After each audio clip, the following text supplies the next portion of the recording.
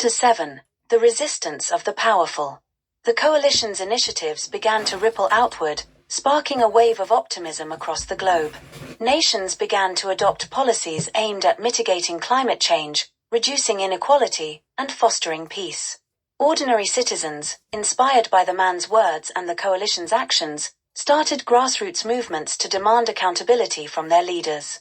But not everyone welcomed the changes.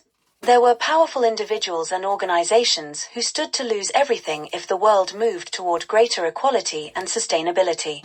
Oil tycoons, arms manufacturers, and corrupt politicians, those who profited from the status quo, saw the coalition's efforts as a direct threat to their wealth and influence. These forces of resistance were not idle.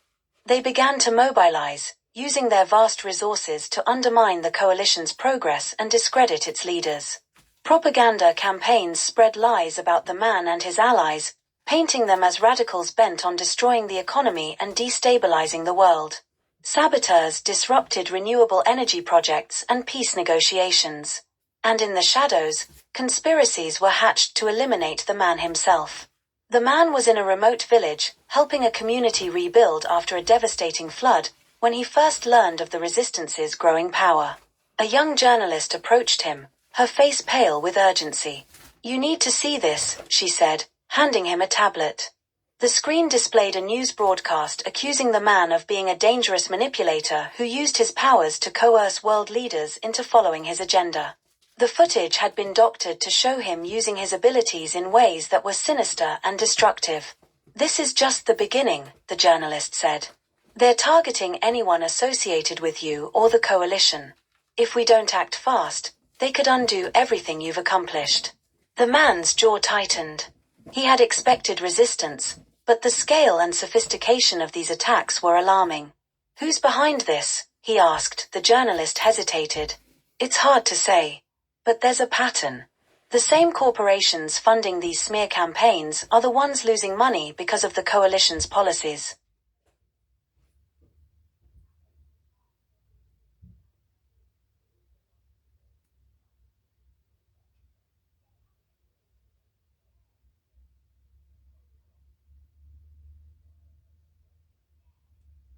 Corporations funding these smear campaigns are the ones losing money because of the coalition's policies. Fossil fuel companies, arms dealers, multinational banks, they're all connected. The man nodded. "Thank you for bringing this to me. I'll handle it." He began by tracing the web of influence that connected these corporations to the resistance. Using his powers of autosuggestion, he infiltrated boardrooms and secret meetings, planting seeds of doubt among the conspirators and gathering information about their plans. What he discovered was chilling. The resistance was far more organized than he had anticipated, with operatives in key positions of power around the world. They were funding political candidates who opposed the coalition, orchestrating economic sabotage, and even plotting acts of terrorism to create chaos and discredit the movement for peace. The man knew that confronting these forces would require more than just words. He would need to strike at the heart of their power, dismantling their networks and exposing their corruption. But he also knew that he couldn't do it alone. He reached out to his allies in the coalition, as well as the grassroots movements that had sprung up in response to his earlier efforts. Together, they formed a new alliance, a global network dedicated to countering the resistance and protecting the progress that had been made.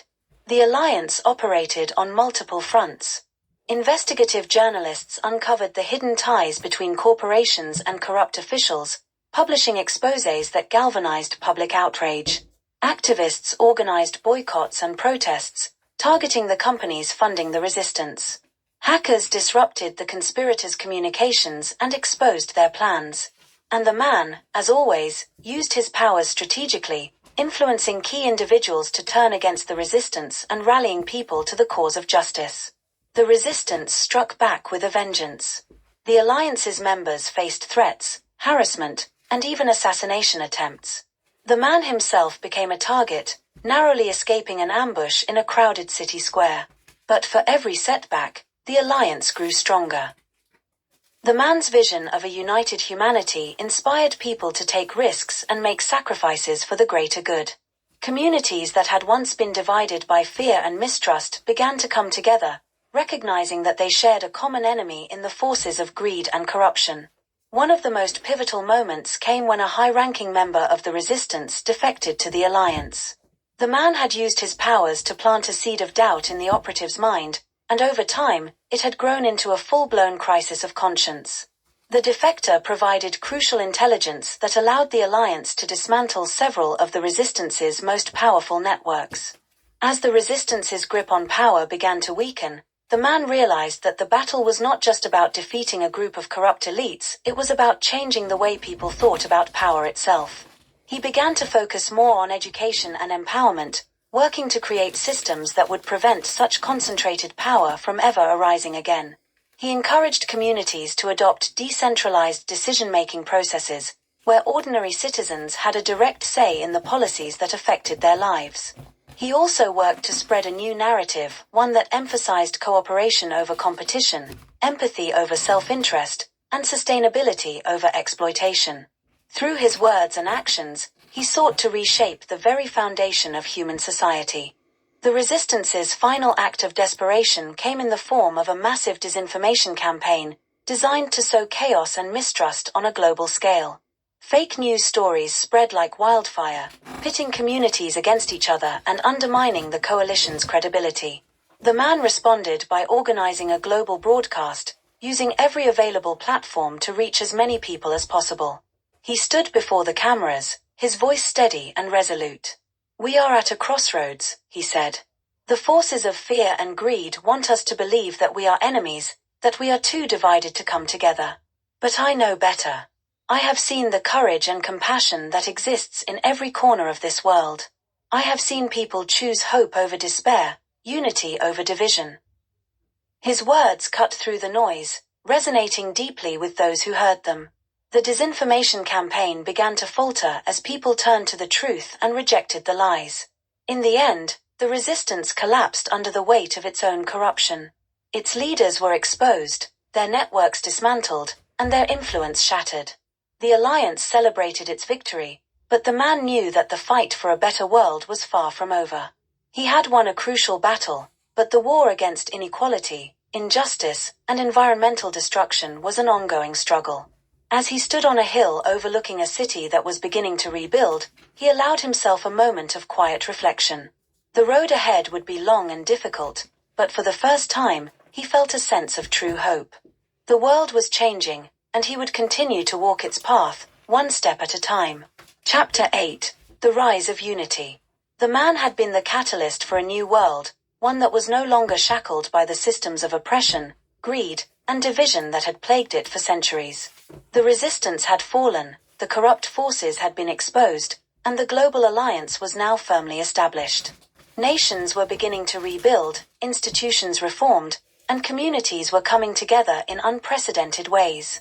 For the first time, humanity seemed to be on the brink of something transformative, a united world. But even in the midst of this hope, the man knew that true peace would require far more than the removal of tyrants and the breaking of systems. It would require the healing of the human heart, and this was something far more complicated and subtle than any battle he had fought before. The world was not static. Even as alliances were forged, conflicts continued to simmer beneath the surface. In some regions, old ideologies struggled to give way to new thinking. In others, the effects of decades of exploitation, environmental, economic, and social, left deep scars that could not be healed in a single generation. As humanity moved toward unity, it had to confront its own deepest fears, prejudices, and hatreds. The man felt this challenge keenly. The alliance had created a framework for peace, but peace itself was not simply the absence of war.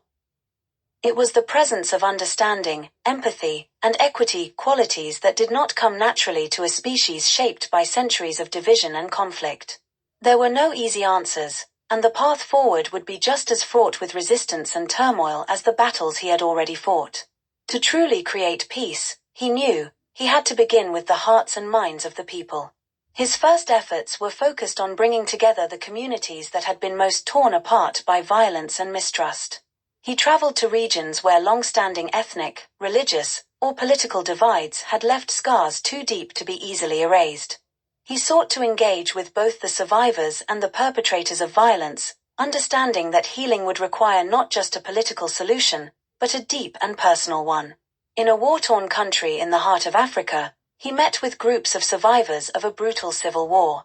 People who had lost everything, families, homes, dignity, were still consumed by anger and hatred. Their grief was palpable, and so was their desire for vengeance. The wounds were too fresh, the memories too painful. The man gathered them together, sitting with them in the dust under the open sky. He did not speak for hours, simply allowing their emotions to settle into the space between them. He knew that healing would take time, and he knew that no amount of forceful suggestion could make this go faster.